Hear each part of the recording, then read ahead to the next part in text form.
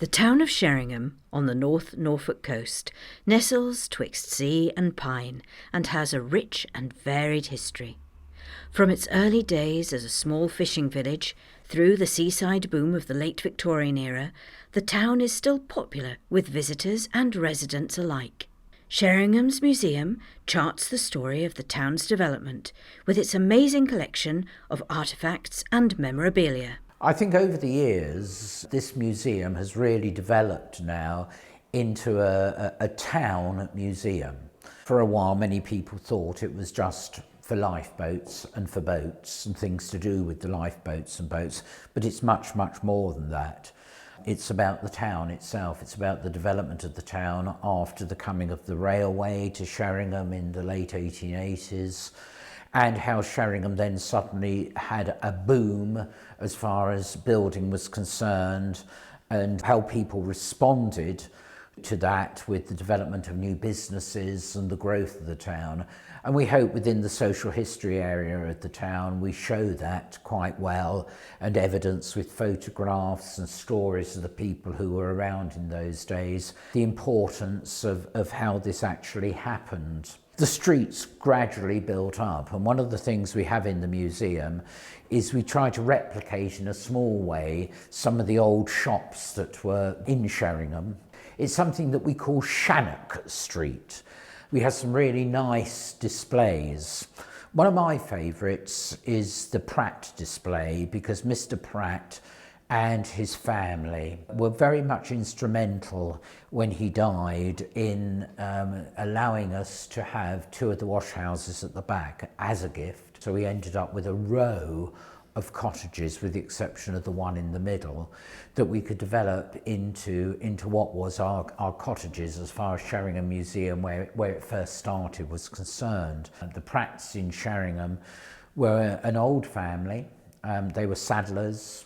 Mr. Pratt was certainly one who didn't throw away anything. When you took your tennis racket in there to have it regutted, when we cleared out his shop, we found boxes of old guts that had come off there.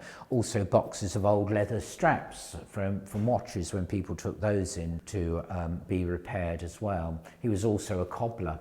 And would repair shoes and all manner of leather items. Opposite the Pratt display is a typical fishmonger's, the fishmongers that we recently have known as Scotters. Further up the street we then got Cadman's the Chemists, which was in fact in Church Street.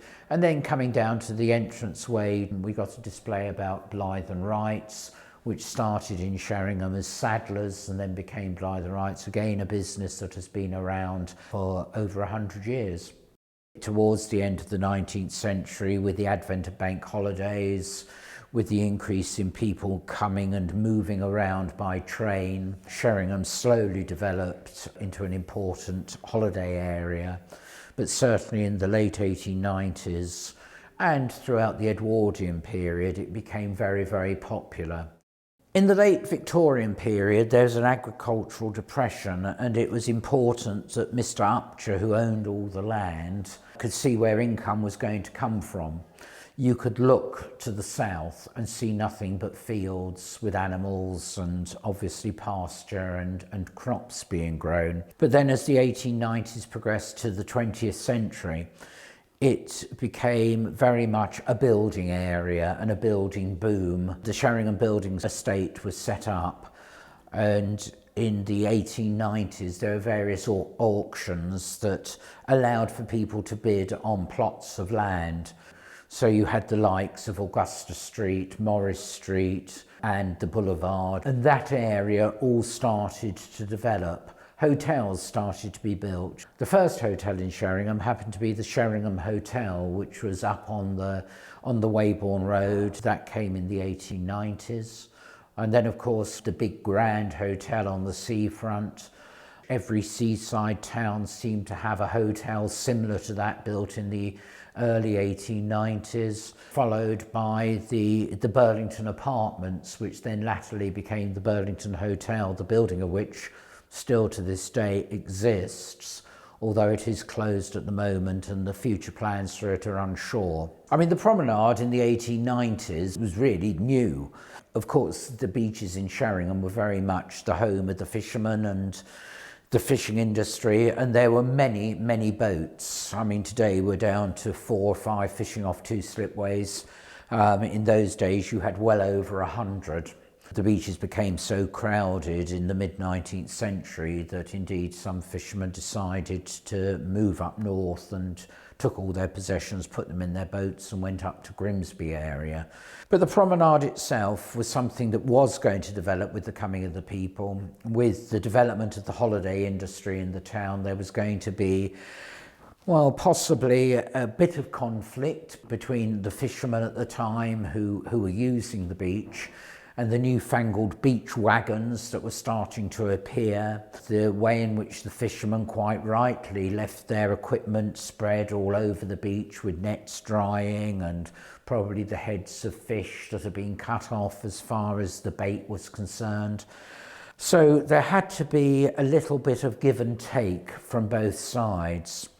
I think eventually the fishermen realised that there was in fact money to be made from these new tourists, and started to get involved more themselves in the tourist industry, taking in obviously boarders into their houses, realising that beach huts would make them an income. The sale of deck chairs again would be a good way of making money during the season. And probably they learned as well that there was more money to be made from the tourists who were here with money to spend, and there sometimes was from the catches of fish, which were fairly seasonal. The beach itself has always provided a playground for children and adults alike. It's tidal. The tide comes in and washes the sand twice a day. So lots of other entertainments built up around the town.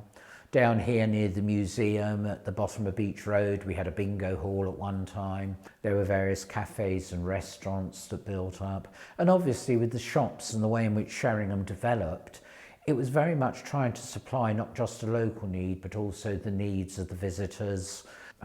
Sheringham Rock was quite popular, and obviously the proverbial ice cream stands and ice cream parlours that were so popular during the 50s and 60s. Sheringham Golf Course was another great draw to people, again something that was developed in the 1890s.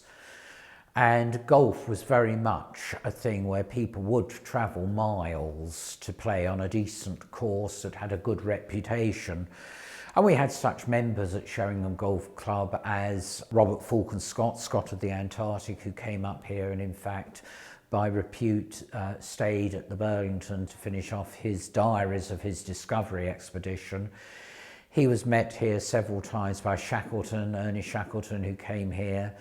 Myth holds that Shackleton in fact went out with the men of the J.C. Madge and practiced some of his rowing there as well when he was up in Sheringham. Other people who visited Sheringham were such as Vaughan Williams, who stayed here and wrote some of his music whilst he was here, Stephen Spender, the famous author, Patrick Hamilton, who was also a writer. But I suppose one of the most famous visitors to Sheringham who came here for the golf was Arthur Conan Doyle. And when we were researching the history of Sheringham Golf Club many years ago for its centenary, we found in the early visitors book Arthur Conan Doyle was signed, and then below him was one Mr. Moriarty. Many people have surmised that Moriarty was probably the better golfer than Conan Doyle, and therefore he became his arch-enemy, or the arch-enemy, I should say, of Sherlock Holmes. There's also tales that Black Shuck, which is the famous legendary red-eyed dog that haunts the cliffs around North Norfolk, was some of the inspiration for the Hound of the Baskervilles. Churchill certainly visited Sheringham, particularly during the Second World War when he came up to inspect the troops at Weybourne, at the gunnery emplacement there and the military camp. And it's rumoured that he came into Sheringham and partook of refreshments at the Grand Hotel and had several meetings there as well. There are a number of photographs that are around showing him inspecting troops. The perimeter of our museum's interest includes Weybourne as well. It is an important aspect.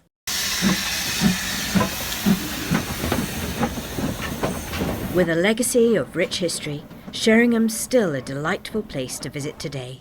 It has Blue Cross beaches, the North Norfolk Heritage Railway line, and great walks in and around the town. Why not come and see it for yourself?